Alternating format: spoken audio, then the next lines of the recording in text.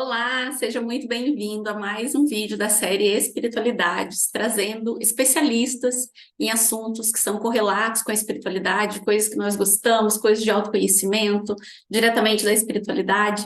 E hoje eu vou trazer um convidado para falar de uma ferramenta de autoconhecimento incrível, que é o Eneagrama. Quem vai falar para a gente, quem vai explicar numa linguagem simples, para quem quer conhecer, para iniciantes, é o Vitor. Então, vamos receber o Vitor, esse especialista em Eneagrama, que eu já fiz já um processo com ele, uma jornada de autoconhecimento com o Eneagrama, e indico muito também para vocês.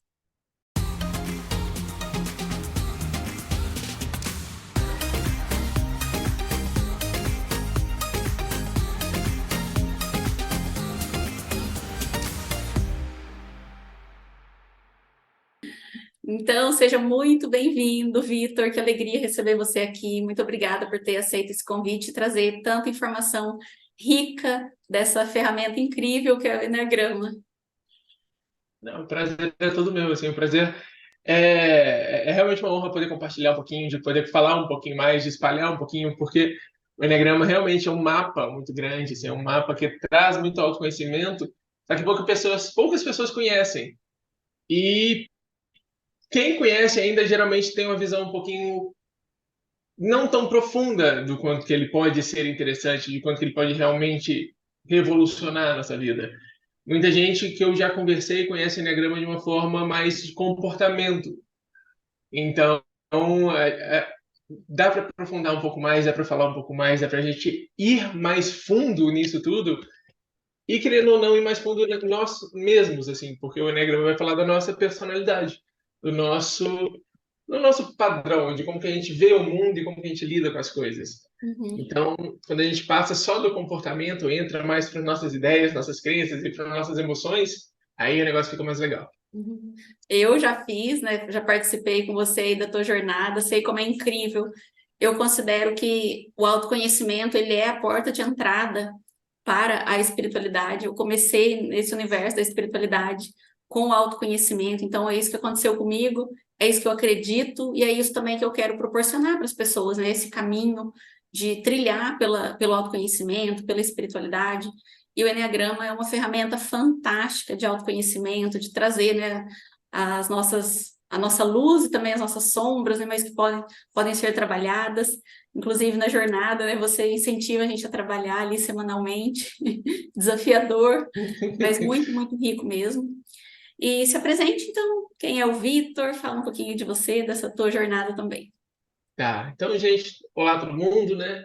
Meu nome é Vitor de Vasconcelos Castro, eu sou um especialista em Enneagrama e é muito legal que a minha jornada também é uma jornada bem doidinha, assim, ó.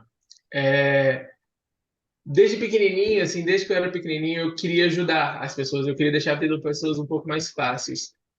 E eu fui crescendo, fui crescendo, fui crescendo, e na minha cabeça, lá atrás, quando eu tinha 18 anos, eu achava que na engenharia de produção eu ia poder fazer isso. Eu ia conseguir facilitar um pouquinho, porque a concepção que eu tinha de engenharia de produção era uma engenharia mais humana, uma engenharia que ia trabalhar com pessoas e trabalhar com o lado mais humano da vida.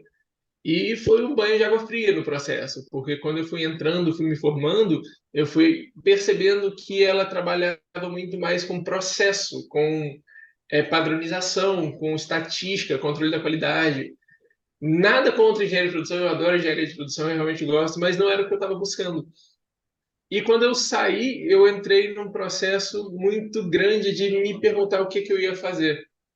E eu comecei a buscar. Aí eu tive várias funções, várias carreiras, eu fui me reconstruindo várias vezes. Eu tive uma startup, eu já tive um projeto educacional que a gente estava exportando para o exterior, eu já tive um e-commerce de papel de colorir, de material de colorir, de papelaria. Eu já tive a confeitaria, eu sou confeiteiro, eu sou especialista em quindins ainda, então eu fazia um negócio bem legal. Só que nesse processo todo, eu fui percebendo que quanto mais eu voltava para outra pessoa, melhor eu me sentia. E quanto mais eu ficava preso no produto, mais perdido eu estava. Até que, em um processo, no meu primeiro processo de autoconhecimento também, eu comecei a me encontrar. Eu fiz todo um coaching, depois eu fiz uma imersão, que nesses dois processos eu comecei a perceber que eu nunca parei para me perguntar o que eu queria. Tudo isso que eu fiz até nesse momento, né, era muito baseado na demanda do outro. É, a startup me convidaram, o projeto era de outra pessoa que eu estava externalizando, o e-commerce foi também a parceria com uma outra pessoa, então sempre foi alguém me convidando, nada que realmente nasceu de mim. E isso começou a me incomodar. Aí nessa imersão, foi uma dinâmica que para mim foi uma virada de chave muito grande, que você já deve ter feito. Uma imersão até que é muito simples. É uma dinâmica que é das 5 saúdes, Uhum. que você vai mapear assim a nota que você dá para sua saúde. Por exemplo, qual a nota que você dá para sua saúde financeira hoje, para sua saúde social, para sua saúde emocional, para sua saúde física e para sua saúde intelectual. A nota que você dá para ela hoje e a nota que você quer atingir daqui a 5 anos. Como que você vai estar daqui a 5 anos? E aquilo ali me travou de um jeito muito doido, porque eu falava assim, eu não tenho a mínima ideia como que eu vou estar daqui a 5 anos. Eu não tenho a mínima ideia do que eu quero. E aí nasceu essa busca, que nesse momento me deu um start muito grande de começar a buscar o que eu quero. E Uhum. aí eu comecei a buscar. Aí eu fiz uma formação de PNL, eu fiz a formação de coach, tem várias formações de coach, eu fiz várias formações de Enneagrama, eu fui fazendo várias formações, porque nesse processo todo, no dia que eu conheci o Enneagrama, foi quando tudo se encaixou. Que foi o momento onde eu comecei a realmente entender toda a minha jornada, eu entendi todas as minhas dificuldades, eu entendi o porquê que eu gostava tanto de ajudar as outras pessoas, porquê que eu tinha tanta dificuldade em cobrar as pessoas, que o nome tem uma certa dificuldade de cobrar, ainda mais principalmente nesse pequeno conflito. Eu entendi muito o meu relacionamento com a Karine, que a gente estava num momento que a gente era o início do casamento, a gente estava morando junto, então nossos sistemas estavam se unindo e tinham pequenos atritos. E a gente não estava muito entendendo esses atritos. Aí no Enneagrama a gente entendeu que eu sou 9, ela é 8, a gente são perfis diferentes, vê coisas diferentes, lida com essas coisas de formas diferentes e tudo foi alinhando. E quando eu entendi isso tudo, eu falei assim, beleza, então, a partir desse conhecimento, eu consigo me trabalhar nesse ponto, nesse ponto, nesse ponto. Eu entendo que a Karine fala comigo dessa forma, não é porque é comigo, é porque é o jeito dela. A Karine entendeu que eu reajo às coisas dessa forma, porque é o jeito meu, não é com ela. E a gente começou, de fato, a alinhar. E desde então, eu vou me aprofundando cada vez mais nesse processo de ajudar as pessoas a utilizar o Enneagrama como uma forma de se libertar dos próprios padrões. Uhum. Por quê? Porque muitas pessoas, né, falam que o Enneagrama é uma ferramenta de autoconhecimento, uma ferramenta de autodescoberta, só que a forma que eu explico é um pouco diferente. Já Inclusive, é entrando o um que eu pouquinho. acho, né? É o que eu até falei. Então, eu quero saber qual que é essa forma ideal, né, de tratar o enneagrama. Então, a forma que eu explico é um pouquinho diferente, porque para mim, o Enneagrama não é uma ferramenta. O Enneagrama é uma tradição. É uma forma de ver o mundo que é um pouco diferente, que é uma tradição que vai juntar um conhecimento muito antigo, que vem lá do passado, com a psicologia e psicanálise moderna para descrever padrões. E quando a gente começa a entender esses padrões, que são padrões de pensamento, padrões de sentimento e padrões de comportamento, de resposta, quando a gente começa a entender essas tendências, a gente começa a entender as outras pessoas. E a gente começa a se entender. Então, o Enneagrama, ele vem como uma maneira de descrever as tendências humanas, que cada um de nós segue um desses 9 pontos. Que Enia é 9, grama é figura, então o Enneagrama é uma figura de 9 pontas Uhum. que vai descrever, mapear isso tudo nesse símbolo, que vai começar a demonstrar algumas coisas mais profundas, algumas coisas mais interessantes, que alguns caminhos de crescimento que ele traz, porque além de mapear isso, além de te mostrar mais ou menos a forma que você reage aos problemas, ao mundo, às coisas, ele também vai mapear como que você lida com estresse, como que você lida quando você está com o seu lado melhor, quais que são as armadilhas no caminho no caminho da sua jornada e, fundamentalmente, qual que é a sua essência.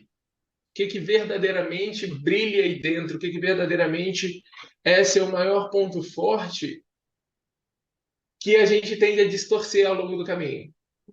Que essa, para mim, é a maior chave do Eneagrama.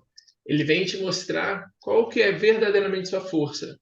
O que é aquilo que você faz, mas você faz tão bem, mas você faz com tanta vontade, você faz com tanto empenho que você acaba fazendo da forma ruim. Você acaba fazendo demais. E tudo em excesso é ruim. Até beber água. Se você beber muita água, você pode até morrer dando pano no rim. Então, tudo em excesso pode dar ruim. E é isso que o Eneagrama vem mostrar. Como que a gente distorce o nosso lado bom. Uhum. E é muito certeiro, né? A gente fez lá, né? Você começa fazendo um teste, né? E depois você traz todo o relatório, né? São inúmeras páginas de diversas nuances, né? Sobre nós. E tudo muito sincrônico, tudo muito se encaixando mesmo. Eu ficava impressionada a cada vez que a gente se encontrava, você trazia um aspecto.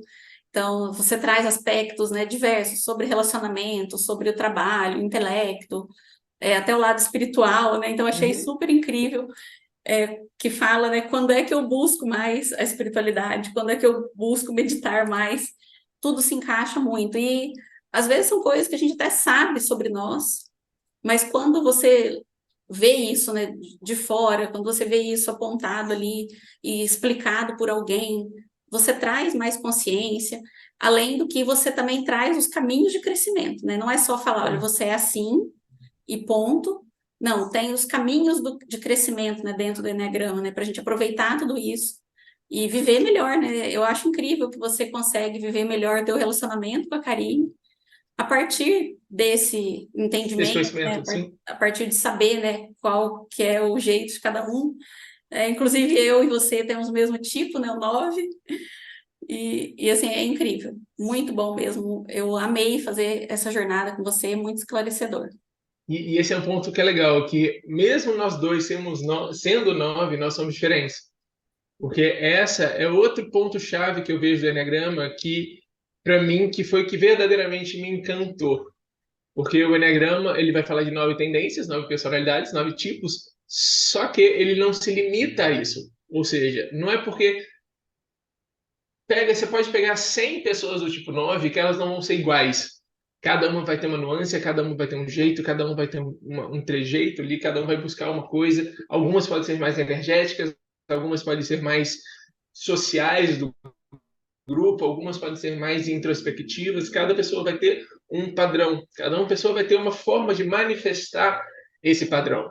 Porque pelo próprio Enneagrama a gente consegue fazer uma conta rápida que cada um dos 9 tipos, na verdade, tem 216 variações dele mesmo. Ou seja, existem 216 formas de ser tipo 9. Parando aqui, dá para continuar cavando, dá para continuar multiplicando isso. Só pelo Enneagrama, pelos caminhos de crescimento, a gente começa a perceber essas diferenças. Então, resumindo o porquê que eu amo o Enneagrama, é porque ele não vem para te, de fato, limitar. Ele não vem para definir, ele não é determinístico. Ele não fala assim, ah, você é assim, ponto, acabou.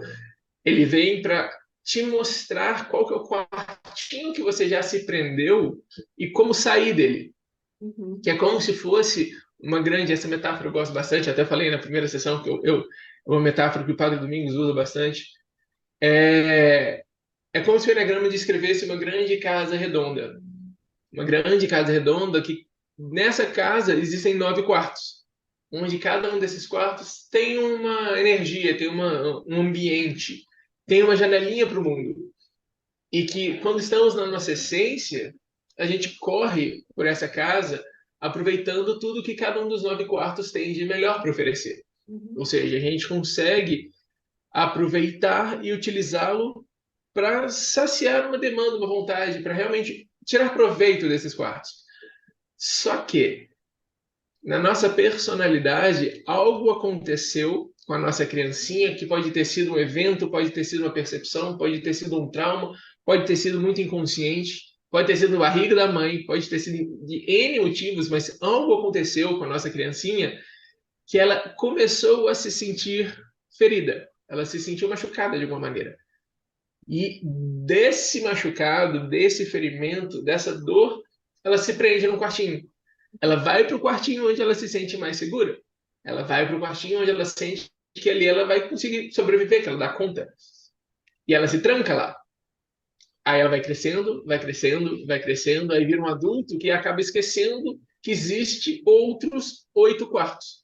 E tá lá preso no quartinho dele, achando que a janela que ele vê para o mundo é a janela que tá todo mundo olhando, que tá todo mundo vendo a mesma coisa, que todo mundo lida das mesmas, tem as mesmas ferramentas, tem os mesmos ambientes de um quarto, que tem a mesma coisa. Mas não é. Porque cada um de nós se prendeu num quartinho diferente. Então, a jornada, assim, fundamentalmente o Enneagrama, ele vem como um mapa de compaixão.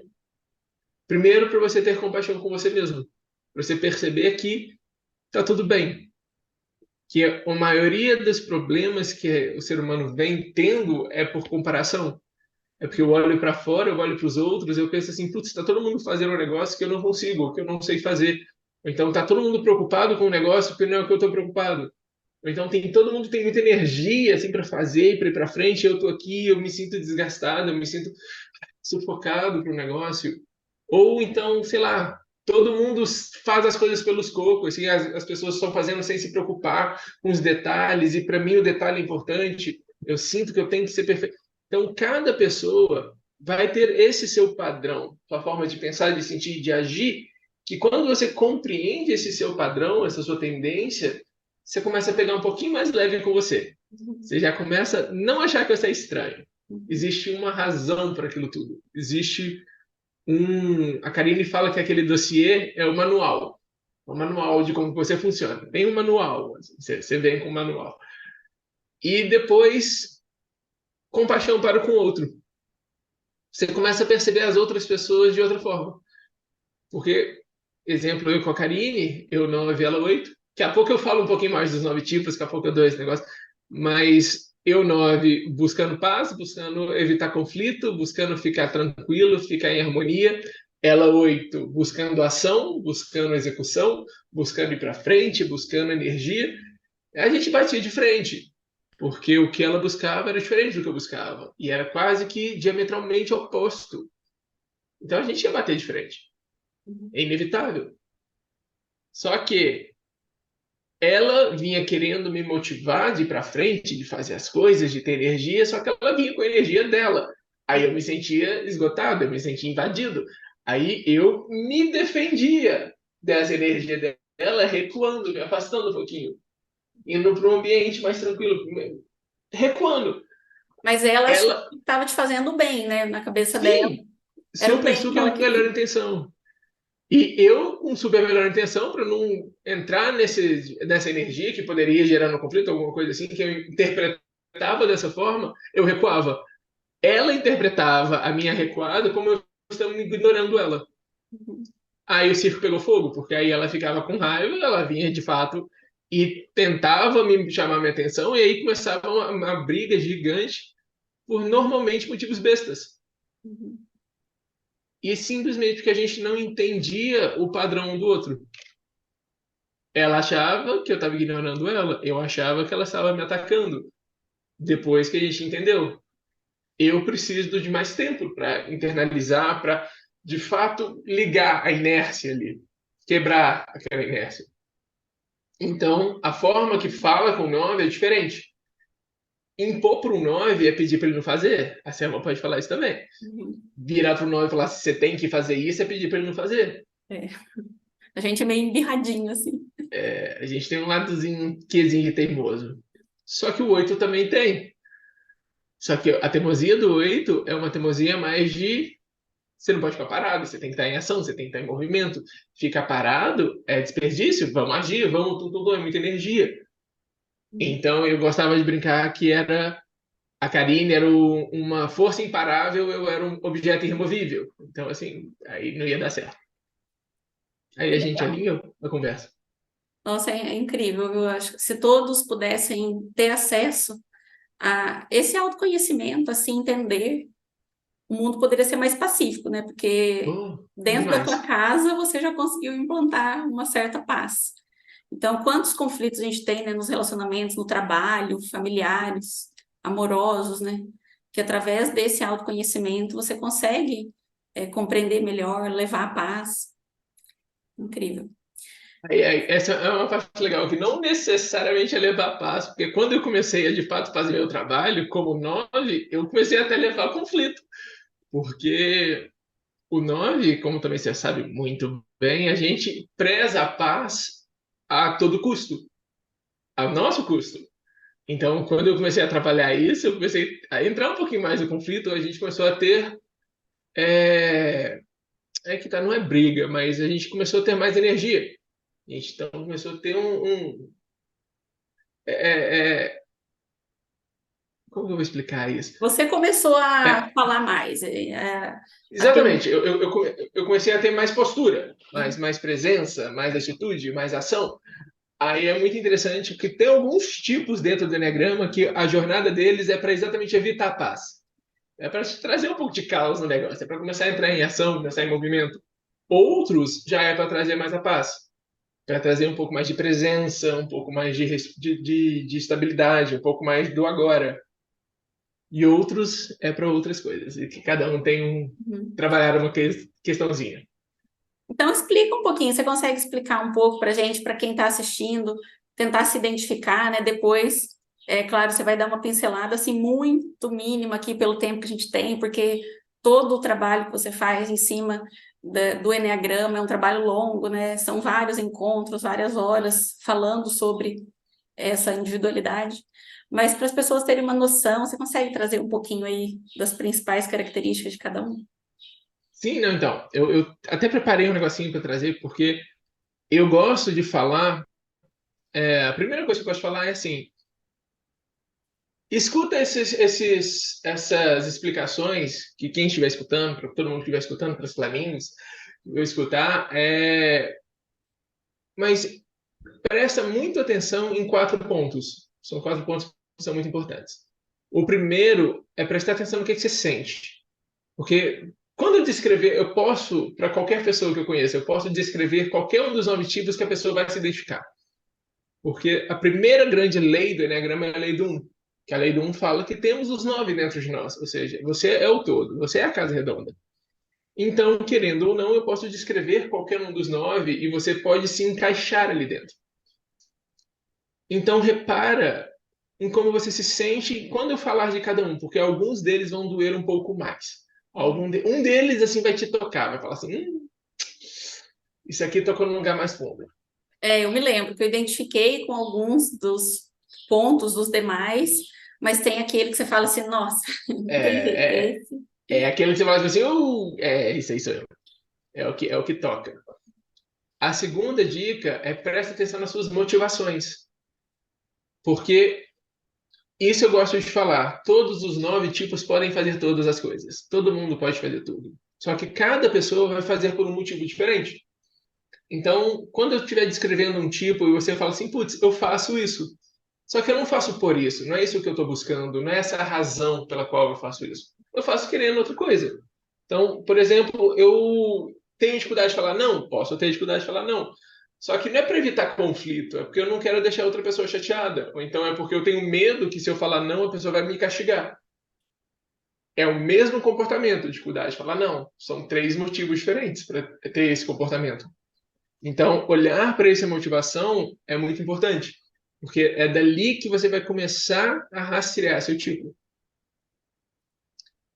A terceira diquinha, é uma diquinha que eu gosto de falar, que é presta atenção no contexto geral. Por exemplo, eu estou falando do tipo 9, a gente está falando do tipo 9. Eu me identifiquei com quase tudo do 9, menos aquele negócio que o Vitor falou ali, que aquele negócio não tem nada a ver comigo, então eu não sou isso não. Calma. Se eu falei uma palavrinha, se eu falei um negócio que pode ter te incomodado, a palavra, releva ela, ignora ela e pega todo o resto. Pega o contexto, vê qual que é a energia do tipo. Não foca tanto nas palavras. Olha na essência do que eu estou falando. E por fim, a última diquinha que eu gosto de dar é, na dúvida, se você está em dúvida entre um tipo A, um tipo B, um tipo C, um dos três tipos, ou entre vários tipos, Lembra quando você tinha 18 anos? Quando você tinha ali naquela faixa de 18 a 20 anos. Porque lá é quando a nossa personalidade estava mais crua, estava mais no controle, que ela estava mais, digamos assim, aflorada. E normalmente é quando a gente está achando que sabe tudo na vida e está quebrando a cara. Então, na dúvida, volta ali para o passado e dá aquela olhadinha, dá aquela verificada. Ah, gostei dessa dica aí, hein? Ah, porque é muito legal que o nosso tipo, isso é uma dúvida constante também, o nosso tipo não muda. A gente nasce, cresce e vai chegar a desencarnar com esse tipo, porque é a nossa proteção, é a armadura que a gente vestiu. E a gente não troca dela, ela está lá, ela nos acompanha. Então a gente não muda de tipo, mas a gente aprende a lidar com as questões desse tipo. Então pode ficar mais leve, pode ficar mais pesado, pode ficar diferente, mas querendo ou não vai me acompanhar. Então, com a nossa vida, com o nosso crescimento, com as coisas que vêm acontecendo, com os ensinamentos que, querendo ou não, a vida traz, a gente vai moldando o nosso tipo. A gente vai mudando um pouquinho. Só que essa é a parte que eu acho mais legal. Se você parar para realmente olhar e pensar e perceber, você está fazendo a mesma coisa, só de um jeito diferente. Uhum. Ele só assumiu um nível diferente, um grau diferente. Tá lá é a mesma coisa. E tem as asas, né? As correlatas que a gente também pode ir trabalhando, né? Então tem os caminhos para a gente poder Sim, para equilibrar. ficar mais leve, para deixar tudo mais leve. E eu gosto também de. A última coisa que eu gosto de terminar é que eu tenho um amigo meu que é padre que ele fala um negócio que é legal. Que ele fala assim: que não existem pecados novos. Então, querendo ou não, nós estamos fazendo as mesmas coisas e esse é um dos principais motivos de se autoconhecer. É para você começar a parar de tropeçar na mesma pedra. Para você começar a perceber que, tipo assim, opa, peraí, na minha vida inteira eu tive esse negócio.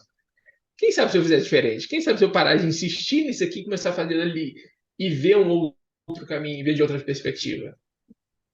Só essa mudança pode te dar um insight tão grande que, assim, já é um ponto de partida interessante. No final, eu vou dar um métodozinho interessante para começar a praticar isso, que é um método que eu falo para todos os meus clientes, que eu falo para todo mundo, que eu até mudei ele, mas no final eu passo. Ótimo. Então, vamos dar uma pequena rodada dentro do Enneagrama, uma pequena volta do Enneagrama, falando de uma forma muito superficial, falando um pouquinho das características de cada um dos 9 tipos, para vocês já começarem a ter um gostinho, assim, de mais ou menos. Que eu gosto de imaginar que cada pessoa é como se fosse um quebra-cabeça único, assim. Que essas peças vão moldando a minha forma de agir, de pensar, de sentir. E o Enneagrama ele vai me ajudar a entender essas peças e como que elas encaixam, revelando esse meu padrão mais profundo que está moldando a minha vida. E cada um dos 9 tipos é particular, é especial. Então, o tipo um são pessoas que são muito determinadas, são pessoas que são muito exigentes, assim, principalmente de si, que elas buscam fazer a coisa certa, elas buscam fazer a coisa mais perfeita possível. São pessoas que gostam de ordem, só que são pessoas que têm uma voz crítica interna muito forte, que elas se criticam duramente porque elas não estão atingindo seus próprios padrões. Então, elas podem acabar ficando muito frustradas quando elas ou quando as outras pessoas não correspondem ao que elas esperam. Então, elas sentem uma necessidade muito grande de controlar tudo, controlar as suas respostas, as suas reações, controlar a forma que eu me apresento do mundo. Eu quero estar certo, eu quero fazer a coisa certa, eu não quero fazer a coisa errada. Então, assim, para o tipo 1, eu gosto de fazer as pessoas assim pensarem em alguém que sempre quer fazer a coisa da melhor maneira, da maneira mais precisa possível. Só que nessa busca por perfeição, elas podem ficar constantemente insatisfeitas. Aquela pessoa que sempre repara numa coisa que está faltando, num erro ali, numa coisa que não está de acordo com o padrão, que sempre é uma coisa que poderia ser melhor, que sente que nunca é o suficientemente bom e está sempre querendo melhorar. Então, essa é uma tendência muito grande do tipo 1, que essa dor dele é de não ser bom, não ser suficientemente correto. Então, ele sempre vai querer aperfeiçoar. Seja a si, seja o ambiente, seja os outros, ele vai buscar fazer a coisa certa. O tipo 2 já são pessoas que são muito altruístas, são pessoas que são muito prestativas. São pessoas que estão sempre prontas para apoiar as outras pessoas. Que elas valorizam muito a conexão. Ela valoriza muito os relacionamentos. Só que elas tendem a esquecer de si para cuidar do outro. Então, muitas vezes ele coloca a necessidade dos outros acima das próprias. Porque ele está buscando ser útil, ser necessário. Ele está buscando criar um vínculo, criar uma correlação. Então, o tipo 2 é uma pessoa que tende a ser muito proativa, muito solista, só que ela pode ficar se sentindo muito negligenciada, assim, ela pode se sentir muito não valorizada quando não recebe esse reconhecimento da ajuda. Então, é uma pessoa que tende a buscar ser amada pelos outros. Ela sempre está querendo fazer um favor, sempre querendo ajudar, sempre dando uma dica, um conselho. Ela quer se sentir necessária por todo mundo. Porque a dor do 2 é de não se sentir amado. Então, ela vai se desdobrar para ajudar isso. Então, aqui eu gosto de ajudar as pessoas a imaginarem, assim, a fechar o olho e pensar aquela pessoa que está sempre pronta para ajudar todo mundo. Está sempre pronta a estar assim de pé para ajudar todo mundo, para de fato fazer pelos outros. Que geralmente não pede muita ajuda, que geralmente se sente um pouquinho negligenciada. Ela pode sentir que buscar muita aprovação dos outros para se sentir valorizada. O amor tem que vir de fora. E ela pode acabar esquecendo de cuidar de si. Ela abre mão de si pelos outros. Ela se sacrifica em prol das pessoas. O tipo 3 já são pessoas que são bem ambiciosas. São pessoas que têm um foco muito grande em meta, em objetivos, muito para a imagem que eu estou passando, assim. Ele é muito orientado para o sucesso. São pessoas que buscam também uma validação externa, só que aqui é diferente. Que o foco deles não é ser necessariamente amados, é ser valorizado. Eu quero ter o reconhecimento pelo aquilo que eu faço. Porque o maior medo do 3, a maior dor do 3 é ser um fracasso. Então, ele se esforça muito para alcançar sucesso, para alcançar a admiração das outras pessoas. Só que isso pode acabar se perdendo um pouquinho. Ele acaba se perdendo um pouquinho nessa própria imagem. Que eu fico muito preocupado do que os outros vão pensar de mim, o que os outros valorizam, o que os outros reconhecem como uma coisa de sucesso. Então, eu vou me preocupar muito com a imagem que eu estou passando e principalmente com a imagem que as outras pessoas estão vendo. Porque o meu valor está muito associado ao que eu faço para os outros, ao que eu faço no meu trabalho, ao que eu faço, a imagem que eu estou passando. E é Então, o que isso, os outros veem também, né? Esse sim, reconhecimento, a essa imagem. valorização externa, sim, que eles podem acabar num sentimento muito de vazio, porque eles acabam gostando mais da imagem que eu passo do que de quem eu sou.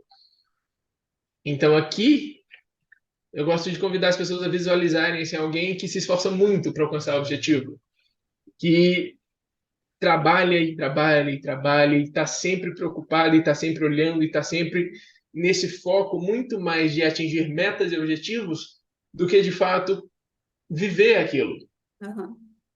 Que esse é um trabalho que é muito interessante com os tipos 3, que essa busca vira uma busca um pouco vazia. Tem uma palavrinha do 3 que é muito legal, que é vanglória, que é a glória vazia. Que eu faço, faço, faço, alcanço, alcanço, alcanço, mas eu não de fato celebro aquilo, porque eu sempre preciso estar alcançando. Eu nunca posso parar de fazer, porque se eu parar de fazer, eu paro de ter valor. Então eu tenho que sempre continuar. Então ele tem uma pressão constante de impressionar as outras pessoas. E pode até significar que eles vão afastar pessoas mais íntimas, eles podem afastar pessoas com um medo muito grande de não ser suficientemente bons, de não conseguirem sustentar a imagem que eu passo. Isso é uma dor muito comum do 3. de que a pessoa chegue perto de mim e veja que eu não sou bom o suficiente, que eu não sou tão bom igual eu falo. Interessante, porque as pessoas próximas, a gente não consegue mentir por muito tempo, né? Você acaba tendo que se mostrar. Sim, é por isso que eles vão ter muita dificuldade em até afastar as pessoas próximas. Que essa dor de não ser bom o suficiente pode gerar um contraste interno. O 4. O 4 já são pessoas que são muito criativas, são pessoas mais emocionais dentro do Enneagrama. Eles são as pessoas que valorizam de fato a autenticidade, que elas sentem profundamente as emoções e que elas buscam sentido, elas buscam uma forma de ser único, uma forma de se mostrar como uma pessoa é, única, especial. Só que o 4 é uma pessoa que está muito vinculada às próprias emoções. Eu gosto de brincar que o 4 é a pessoa que surfa o mar das emoções. Só que esse mar é bravo. E esse mar tem altos e baixos. E esse mar, essa maré das emoções, ela sobe e desce com muita facilidade. Então, as pessoas do tipo 4, elas podem ter oscilações emocionais muito intensas. Em um momento elas estão muito felizes, só que em outro momento elas estão muito tristes e elas se permitem vivenciar todos os sentimentos. E a dor do tipo 4 está muito ligada a uma sensação de não ser compreendido pelos outros. Porque como eles vivem mais no âmbito emocional, eles tendem a não ter tanto contato com o racional. Então pode ser difícil explicar essa profundidade que eles sentem. Então as outras pessoas podem não compreender. E isso vai gerar neles um déficit muito grande de autoestima. Porque eu sinto que ninguém me compreende, eu sinto que as pessoas não me acolhem, eu sinto até uma dor do abandono, que ninguém me aceita. Aí o 4 ele vai tender a se isolar, ele tende a levar tudo para o lado pessoal. Por exemplo, um 4 no trabalho, ele vai entregar um relatório, aí o chefe fala, não, seu relatório não está bom, refaz. Ele vai sentir como se fosse comigo, não foi o relatório. Eu fiz o relatório, então ele não gostou de mim. Aí ele vai tomar esse baque. Então ele pode se sentir assim emocionalmente sobrecarregado em muitas situações e eles vão se enclausurar ainda mais nas suas emoções para lidar com isso. E eles podem acabar se sufocando nos seus próprios mares, ficando preso nessa emoção. Então aqui o 4 é um tipo que é mais fácil de imaginar. Eu gosto sempre de brincar que eu adoro o tipo 4, que o 4 é aquela pessoa que tem poesia na alma. É uma pessoa que é profundamente criativa, uma pessoa que é profundamente única. Só que é uma pessoa que tende a se sentir incompreendido, tende a se sentir diferente, tende a sentir muita solidão. Ela se sente, de uma forma ou de outra, afastada das pessoas. Então, o 4 é uma pessoa que eu tenho muito carinho, eu adoro todos os tipos de 4. E o 4 é um tipo que eu gosto de trazer um exemplo. Porque sempre que as pessoas falam do 4, sempre que tem toda essa explicação dos 4, a primeira imagem que vem na mente das pessoas é tipo assim, ah, tá, eles são aqueles poetas sofredores que ficam cantando. Não, não necessariamente. Steve Jobs é quase que universalmente considerado um tipo 4. Uhum. Que ele é uma pessoa que ele criou uma empresa inteira. A Apple, quem tem Apple sente isso. A Apple é uma empresa que cuida muito da experiência do usuário. Quem tem Apple ama a Apple. Não é pelo produto, é pelo sentimento embargado ali, é pela forma de lidar, é a forma de pensar. Então, o 4 ele traz esse olhar para as emoções, esse olhar para a experiência, esse olhar mais profundo para o significado. Não é só para a coisa, é para como que a coisa poderia ser usada. Faz sentido? Sim, total. Interessante saber que Steve Jobs é o tipo 4. São Né, pessoas então, mais introspectivas, tem a ver? então, podem ser, eles podem ser, mas não necessariamente. Igual eu falei, existem várias formas de ser tipo 4. Tem Uhum. algum, e o 4 é um que varia bastante. Podem ser pessoas mais introspectivas, podem ser pessoas mais estoicas, que se mantêm na dor e seguram a forma de sentir, eles seguram todas as emoções, sentindo que eles têm que de fato passar por aquilo. Podem ser pessoas que são mais expansivas, que vão mais para cima, que elas como se elas pegassem toda essa emoção e jogassem para o outro, assim, numa intensidade, que a relação tem que ser intensa. E podem ser pessoas que são mais. Você vê, um 4 é muito engraçado. Quem conhece 4, quem tem 4 na vida, vê isso. É como se ele tivesse uma aura um pouco mais etérea, assim. Eles têm uma forma um pouquinho de ver. O 4 é aquela pessoa que você tá todo mundo no caos, ele pode estar ali olhando para o pôr do sol, sabe, vendo uma coisa assim. Ele olha para o mundo de uma forma mais poética, mais emotiva. Então, não necessariamente ele é introspectivo, mas geralmente eles vão ser mais emotivos. Aham. Legal. A gente já gostaria de fazer um mapeamento de todas as pessoas ao nosso redor, né? Esse aqui é É, tal, esse é tal, esse é tal. isso é legal. E é muito engraçado que, assim, meu sonho é fazer isso. Até hoje eu não sei o tipo da minha mãe. Já tenho 5 anos que eu tô no Enneagrama, já tenho 5 anos que eu sou especialista e até hoje eu não sei o tipo dela. Porque essa é a maior beleza de todas dentro do Enneagrama. Só você sabe o seu tipo. Uhum. Ninguém pode definir o seu tipo, você que se encontra. Então, esse processo todo da jornada é eu te ajudando nesse processo para você se encontrar. Porque se vem de fora, geralmente está errado. Se Uhum. alguém te fala o seu tipo, isso está com certeza enviesado. Porque, por exemplo, eu, como sou tipo 9, a minha tendência é ver características do outro de tipo 9. É a teoria do espelho. Eu só vejo no outro o que eu tenho em mim. Então eu olho para a pessoa, eu consigo perceber traços do tipo 9 e eu falo assim, não, então essa pessoa pode ser tipo 9. E geralmente não é. Porque o que eu não tenho, eu não vejo, eu não percebo, ou então eu não valorizo, eu não reconheço. Aí, nossa senhora, quantas pessoas já vieram para mim trabalhar comigo que foram rotuladas de um tipo e chegou que era outra coisa completamente diferente. A Karine tem uma jornada assim. Ela foi rotulada como tipo um. Depois pode fazer. Pergunta para ela quando você fizer com ela, para ela contar que ela foi rotulada como tipo um. E fazia sentido. Só que quando ela começou a de fato vivenciar aquele negócio, não encaixava. Era pesado, era mais pesado que ela. Então ela fez todo um processo para se encontrar de novo. Aí ela passou do 1 para o 7 até se encontrar no 8. Onde realmente ela falou assim: não, aqui eu tô em casa. Uhum. Legal. E a Eu tua mãe não tava. tem, ela até hoje não despertou interesse em fazer. Questão de Ah, não, é milagre. não, é que minha mãe é assim, ela quer fazer, mas ela fala assim, depois vamos, depois vai, não tá, me manda um negocinho, eu mando, ela se identifica em 3 tipos, mas fala assim, depois a gente conversa. Aí eu deixo quieto, cada pessoa tem seu tempo, tá tudo bem. Eu tenho minhas suspeitas, mas eu não afirmo. A Karine tem outras, é engraçado. Eu tava no 4, Isso. tipo 5. O 5, assim, eu gosto de fazer essa transição do 4 para o 5, porque o 4 é o mais emocional, o 5 é o mais racional. Então, os 5 são pessoas que são muito intelectuais, são pessoas que valorizam muito o conhecimento, são pessoas que são muito curiosas, que eles buscam compreender o mundo com profundidade, que eles adoram estudar, adoram pesquisar, adoram pensar e adoram entender as coisas. Só que o 5 ele pode ter uma certa dificuldade de compartilhar de si, porque ele pode sentir uma sensação de que se eu der muito, se eu abrir muito, se eu compartilhar muito, eu vou ficar sem.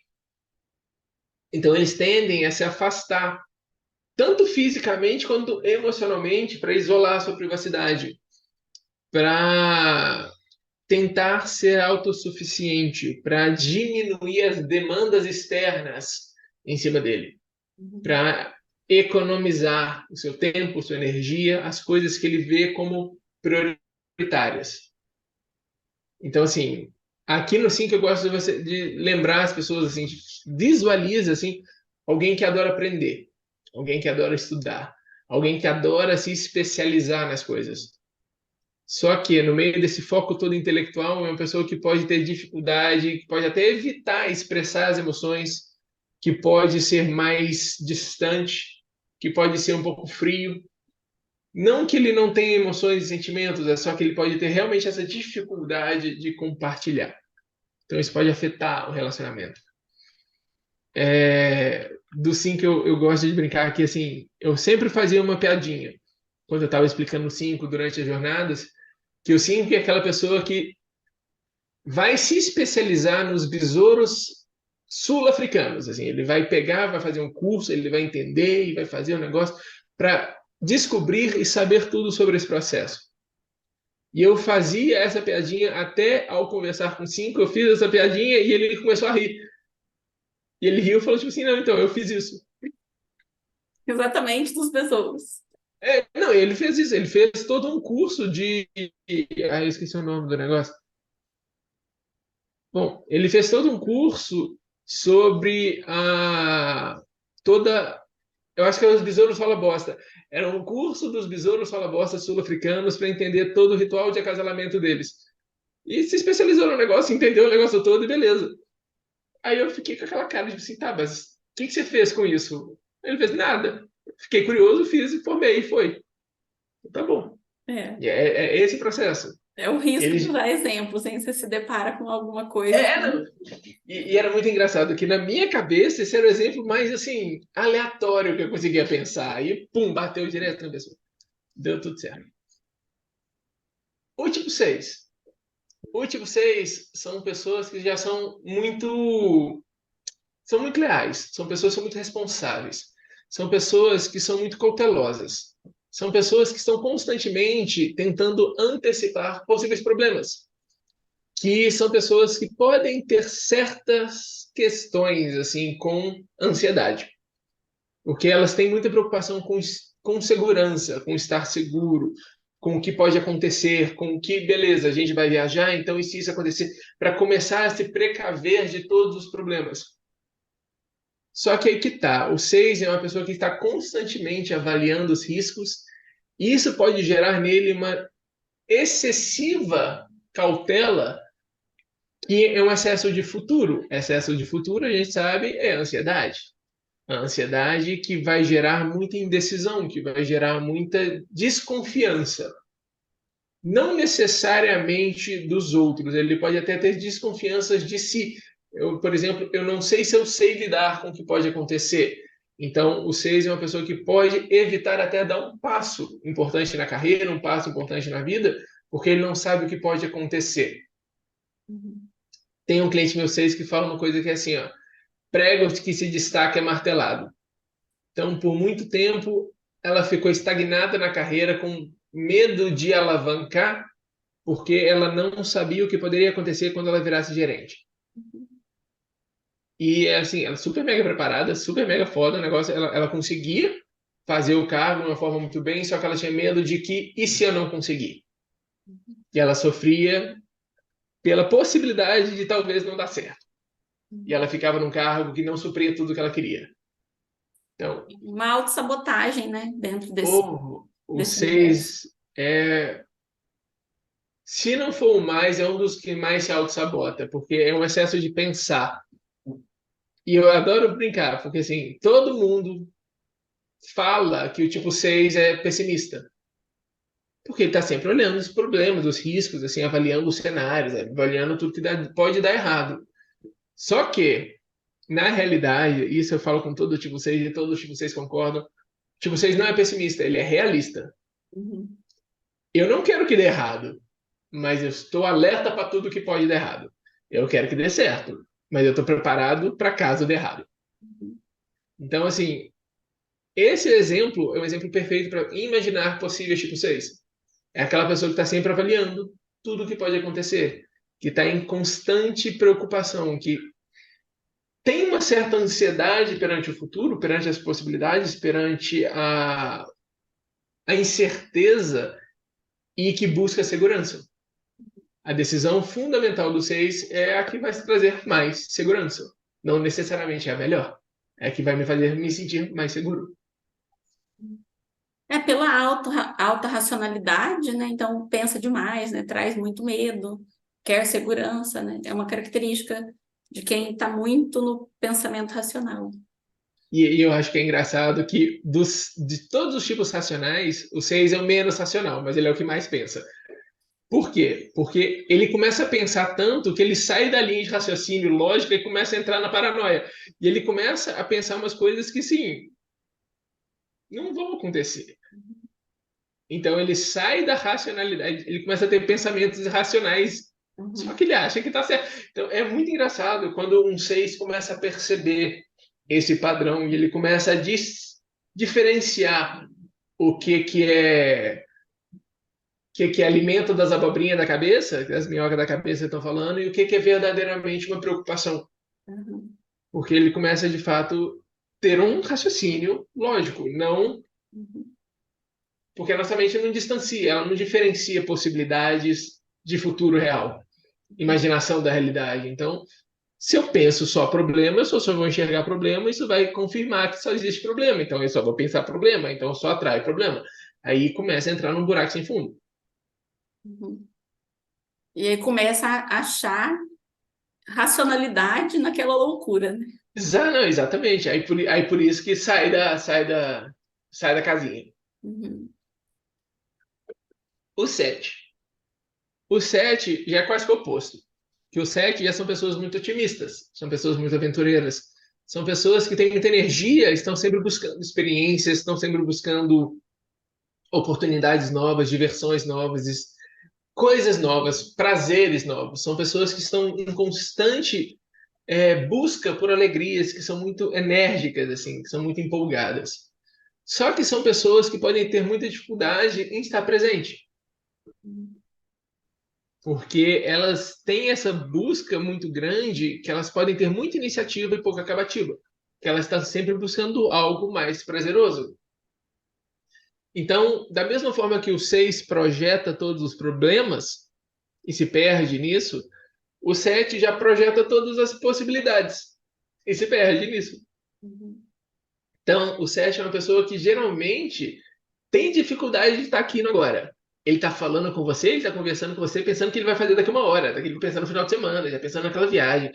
Aí ele passa assim na cabeça dele, ele faz aquela viagem maravilhosa, vai ser super legal, a gente vai para aquele lugar, vai fazer aquele negócio, tal, tal, tal. Chega no dia da viagem, na cabeça dele ele já passou por aquilo. Uhum. Então aquilo é chato. Eu quero é a próxima viagem, então minha cabeça já está correndo aquele negócio.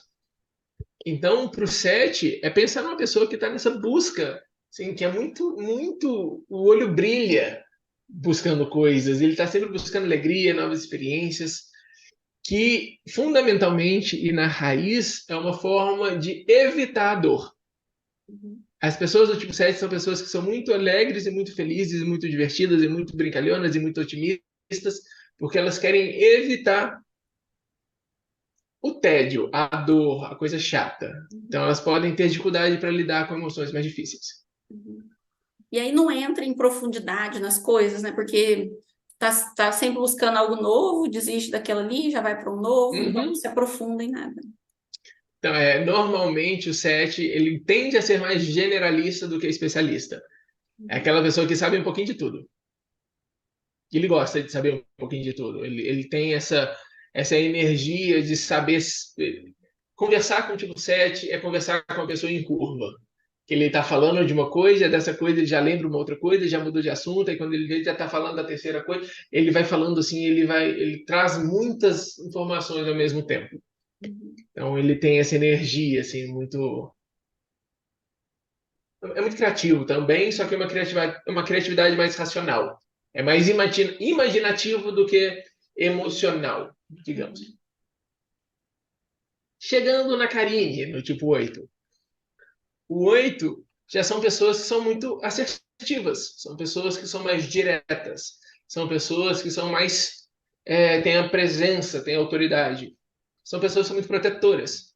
São pessoas que valorizam muito essa independência, o próprio controle, que eles valorizam a força, que eles são pessoas que vão ter uma certa dificuldade de demonstrar um pouquinho de vulnerabilidade, que a dor deles é exatamente a negação das próprias vulnerabilidades, porque todo o mecanismo do 8, toda a força do 8 vem de uma defesa contra a própria fraqueza. Então, eles não querem enxergar as próprias fraquezas. Então, é uma sensação de eu tenho que ser forte, eu tenho que dar conta, Eu tenho que aguentar, eu não posso pedir ajuda, eu tenho que carregar o mundo nas minhas costas.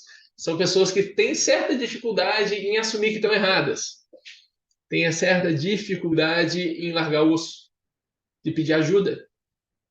São pessoas que são muito diretas, que é como se não tivesse muito tempo para parar e falar de detalhe. Não, elas são muito da ação. Então elas vão entrar em movimento, elas vão querer ir para proporcionar assim e levar tudo adiante. Tipo um tratorzinho, assim, elas vão e vão levando as coisas. E são pessoas que às vezes não percebem o impacto que ela tem nos outros, que é muita força, é muita energia. Então eu posso falar com você e buscando te ajudar, te proteger e te movimentar, eu te dou uma patadinha, assim, sabe? Você me Uhum. pergunta assim, ah, não, Vitor, essa blusa tá bonita. Eu depois vou falar assim, não, tá horrível. Assim, não tem muito papa na língua. Ele solta, ele fala a verdade, ele fala a verdade dele. Justiça é fundamental para um oito. Uhum. Mentira, você vai encontrar um inimigo. Uhum. Então, para um oito, eu gosto sempre de falar para imaginar uma pessoa que é forte, que é protetora. Uma pessoa que tem presença, que o oito, quando chega, ele chega. Ele não precisa fazer nada, só a presença dele chega. Ele chega, ele tem a postura de força que ele traz tudo. Só que é uma pessoa que tende a não gostar de ser controlado, Uhum. que não gosta de estar vulnerável, que não gosta de assumir suas próprias fraquezas. Que quando, que quando ele vai de fato falar alguma coisa, geralmente ele vai ter um tom mais de comando, não de suavidade. Uhum. É mais Mais forte, direto, assim. às vezes até um pouco assim, meio grossa, Direto demais. assertiva. É, direto demais. Uhum.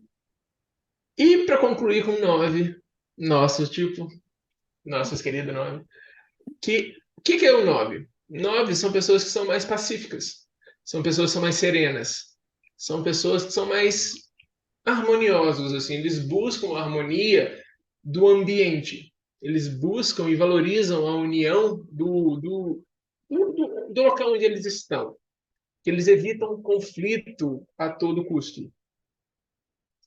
E por causa disso, eles podem ter muita dificuldade em expressar suas necessidades, suas vontades, seus desejos, expressar aquilo que ele quer. Porque muitas vezes, em prol dessa harmonia, dessa paz, eu vou sacrificar, eu vou segurar, eu vou reter o que eu quero para não gerar briga. Porque imagina, estou eu conversando com a Selma, a gente está indo pedir uma pizza, é coisa besta. Quem está indo pedir uma pizza? Eu não gosto de atum, sei lá. Eu não gosto de atum, mas a Selma fala assim: Nossa, eu amo pizza de atum, vamos pedir uma pizza de atum? Vamos, vai, pode pedir, você que sabe. Então, muitas vezes o 9 ele tende a se colocar em segundo plano para manter a paz, para evitar esse conflito. Só que aí que vem o problema. A brincadeira que eu gosto de fazer é que a mensagem que o 9 fala na cabeça é assim, é uma busca por ser ouvido. Eu quero que as pessoas me escutem. Só que a tática que eu uso para as pessoas me escutarem é não falar. Uhum. Então, assim, eu penso assim, não falando que as pessoas me escutam. Só que se eu não falar, ninguém me escuta, porque eu não falei, então como que as pessoas vão me escutar? Então, entra num padrão onde eu tendo a esperar. Então, 9 imagina aquela pessoa que espera. Ela espera o momento para falar, ela espera o momento para fazer, ela espera as coisas darem certo, ela espera. Uma Uhum. pessoa que tende a esperar. Só que nessa espera, talvez nunca chegue, que o mundo não espera. Então Uhum. a gente está lá sentadinho esperando a nossa vez. Uhum. É muito interessante que até hoje, inclusive, né, no dia dessa gravação, uma amiga me disse, hoje ela me passou um acontecimento e eu apontei para ela tudo de errado, né, que eu estava enxergando naquela situação, coisa que eu não fazia anteriormente. E ela ainda comentou, falou, nossa, Selma, você realmente, né, você está muito mais expressiva, né? Mas eu devo isso e atribuo isso ao nosso trabalho, né? Uhum. E as atividades semanais, né? Que eu tinha atividades de eu ter que dar uma opinião por dia, né? E várias atividades que eram assim, coisas simples, mas que faz muita diferença, né? Então, pessoal aí conhecer, né? Mas tipo, eu tinha que dar uma opinião por dia. Acho que era discordando, né, de aula. Todos os dias eu tinha que arrumar alguma Era coisa. só dar uma opinião, não era nem discordante de alguma coisa, é falar assim, olha, por exemplo, eu gosto de ovo mole, ponto. É, Se alguém discordar, você fala, beleza, você pode discordar, mas eu gosto, você gosta desse.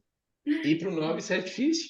é muito difícil, né? Tinha atividade de falar bem de mim para, acho que era também 9 pessoas, alguma coisa assim. Nossa, essa foi terrível.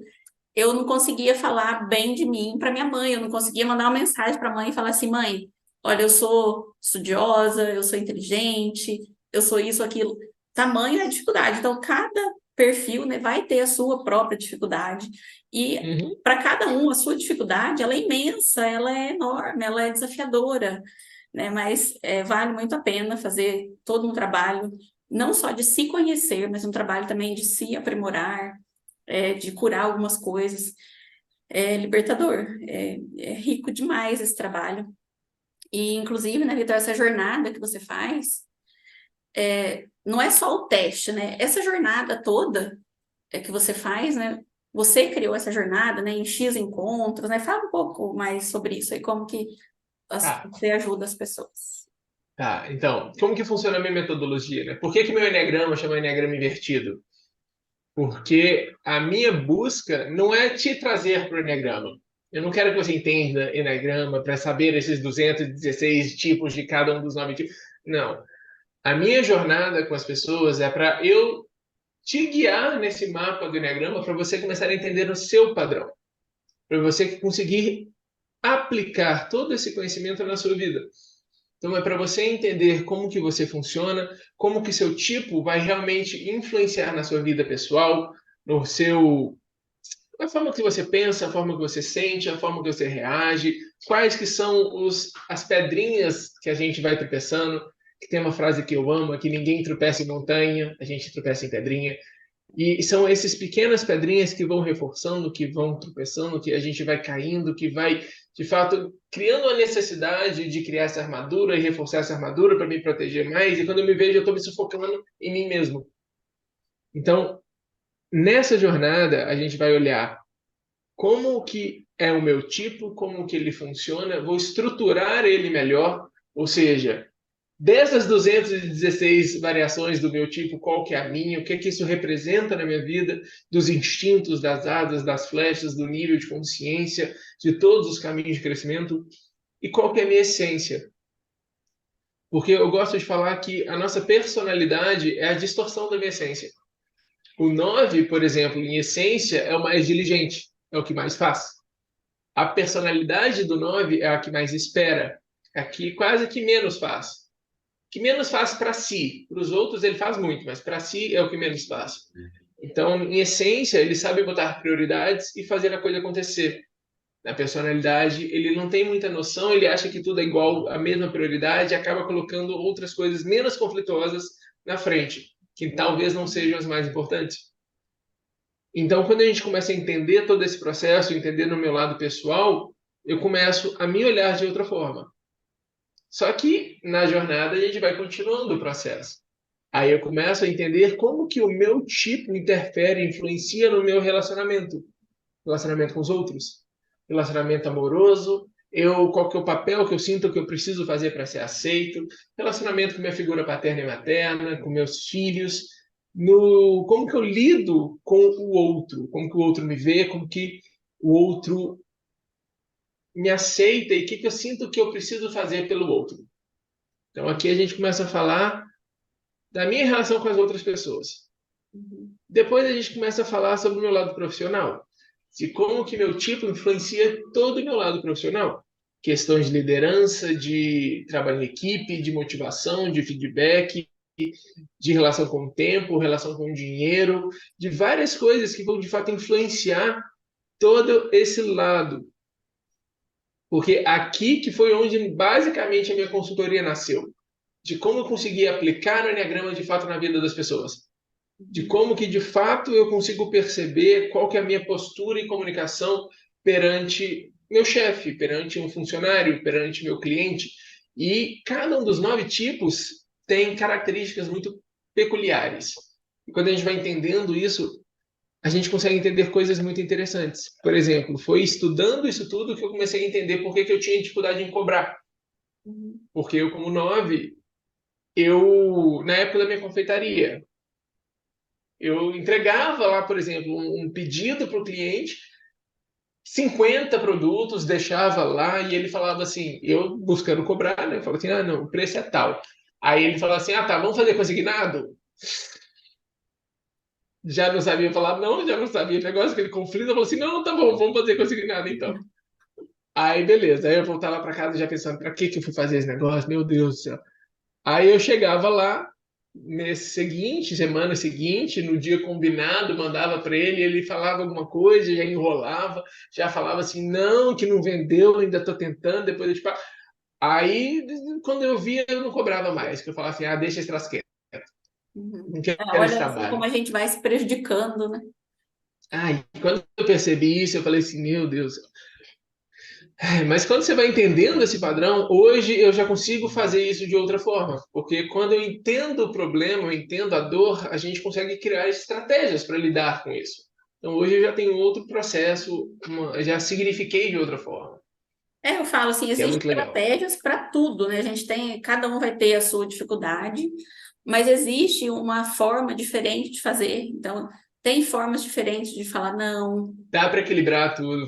É quando é a forma de ressignificar a experiência. Você consegue perceber outra coisa. Principalmente pro nome. Quando eu comecei a perceber que todo não que eu falava pro outro era um sim que eu falava para mim, eu comecei a já mudar um pouquinho esse negócio. Porque eu parei de abrir mão de mim. E Uhum. eu comecei a já mudar um pouco a perspectiva. Eu lembro até hoje do primeiro não que eu dei para uma proposta completamente absurda, que foi uma coisa doida. Uhum. Assim, a Karine, que ela tem força, impõe, assim, tal, tal, tal, ela fala não com mais facilidade. Eu lembro de. Era uma proposta de um negócio assim, que metade era uma proposta de uma representação comercial, onde eu ia ganhar 10% de comissão.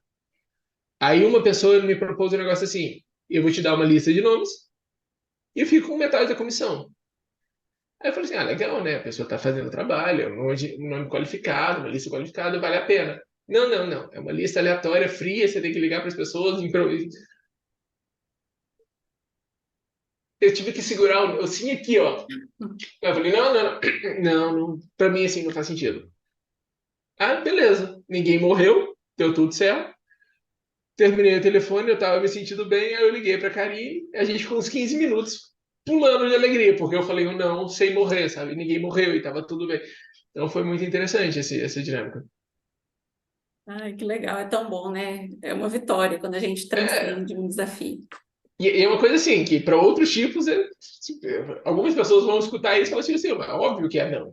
É, só que Ah, quem está se identificando aí com é, outros tipos pode ter certeza que tem os outros desafios também, né? O não é. eu consigo mapear, assim, ó, quando vocês vierem conversar comigo, assim, vai ser muito legal. Eu consigo apontar uma dor, assim, ó, sabe faca na caveira, assim, que pega assim no coração e dá aquela dificuldade para engolir? Cada um dos 9 tipos tem uma situação que é assim, que eu tenho essa dificuldade de dar esse passo, que isso me faz recuar. Cada um dos 9 tem essa dificuldade. São as pedrinhas no caminho de cada um. Uhum. E é isso que a gente trabalha no último ponto, que é o espiritual, que é para compreender essa conexão com todo. Que aqui a Uhum. gente já entra em temas mais de meditação, da virtude de fato de cada um dos tipos,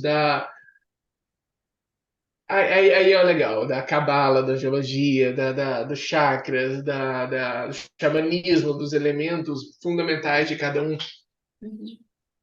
Que esse dossiê que eu mando, que eu crio, vai ter todos esses tópicos e ele é personalizado, ou seja, você que define o que você quer ver, qual que você quer ter acesso, o que a gente vai aprofundar.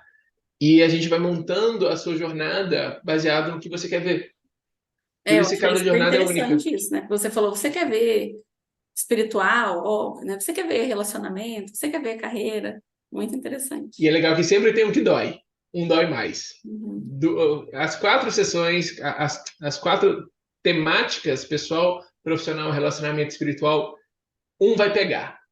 Você pode ser maravilhoso no relacionamento, no pessoal e no profissional. Espiritual, você vai chegar lá, Uhum. vai tomar um negocinho. Você pode ser maravilhoso no espiritual, no profissional, no pessoal. O relacionamento tá doendo.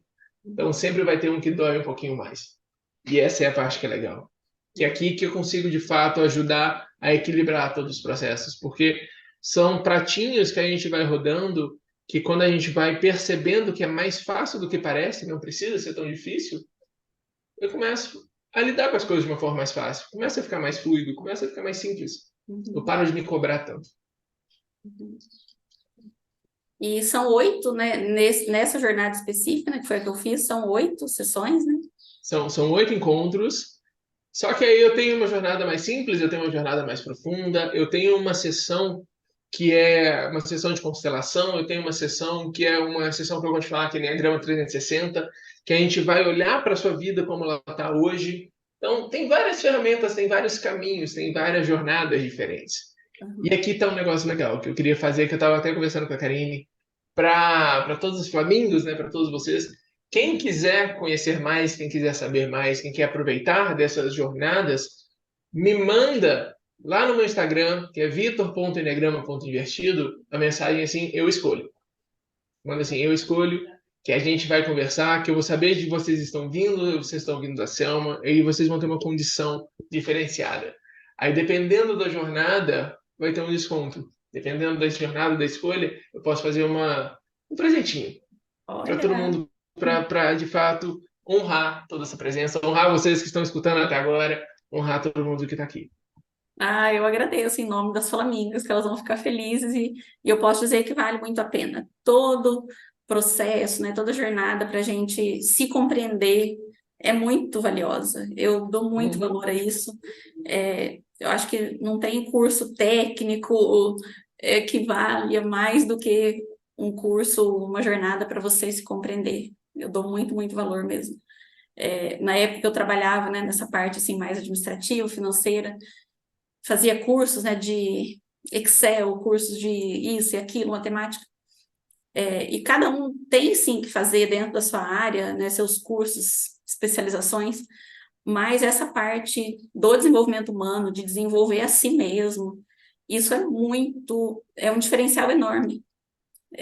Não tem curso técnico que vai levar você a explorar todo o teu potencial ali dentro da tua área, mais do que um trabalho assim de autoconhecimento, de exploração do teu ser, é muito importante. Então, Tem uma frase que é legal que sim, fala que as pessoas são contratadas pelas habilidades técnicas, mas são demitidas pelas habilidades emocionais. exatamente. Então, é Você muito pode importante. ser o melhor em Excel, mas se você não sabe tomar crítica, você não vai ficar muito tempo. Se você não sabe lidar com a crítica, se você não sabe lidar com as coisas, não vai, não, não funciona assim. Essa ação não bate. Essa Uhum. equação não bate. Maravilhoso. Então, eu vou deixar o teu arroba do Instagram aqui também na descrição do vídeo para as pessoas poderem entrar em contato e escrever lá. Eu escolho. Eu Aí você já escolho. vai saber que vieram daqui. Exatamente. Aí Vitor, a gente pode conversar e vai ter uma coisinha um pouquinho diferente. Tem um presentinho. ai, que maravilhoso. E, né, faltou algo aí para você falar sobre o Enneagrama? Quer complementar alguma coisa? Faltou o método que eu queria passar. É o método que eu criei, que chama método par. O que é método par? São 3 letrinhas, são 3 passos, e é uma das ferramentas mais interessantes de autoobservação, que é muito simples de fazer. O primeiro é perceber. A partir de hoje, assim, a partir do momento que você escutar essa live, da aula, a partir do momento que você escutar esse vídeo, começa a perceber seu padrão, começa a de fato observar como que você pensa, os seus sentimentos, as suas respostas. E é um observar sem julgar. É só observa. Porque eventualmente você vai perceber um padrão. Você vai começar a perceber que tem uma recorrência de algumas coisas. Que quando você perceber isso, vai para o A. P, perceber, A, analisar. Então começa a analisar isso, começa a perceber e aprofundar e entender que é esse padrão? O que de fato eu estou sentindo? Eu estou sentindo isso perante alguma coisa? Algo aconteceu para me fazer sentir assim? O que eu estou pensando? De onde que está vendo esses pensamentos? Começa a analisar todo esse padrão até o momento onde você começa a enxergar esse padrão de uma forma que você perceba que você tem um padrão, você não é esse padrão. Você não precisa estar preso a ele. Aí você vai para o R. P, perceber. A, analisar. R, resistir.